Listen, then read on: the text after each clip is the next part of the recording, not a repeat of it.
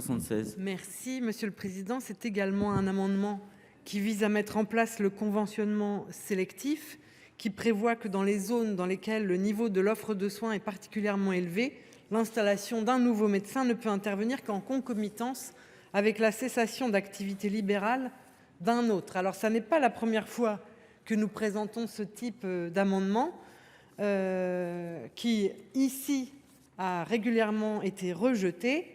Mais je crois que tout le monde sait ici aussi que les déserts médicaux avancent considérablement et que nous sommes désormais avec une très grande partie du territoire national où nos concitoyens ont du mal à se soigner.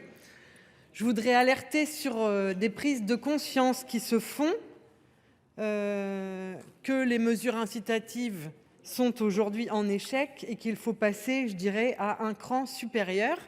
Et je crois que c'est une idée qui est en train de devenir majoritaire dans le pays, puisqu'en effet, ça vient d'être rappelé, 240 députés.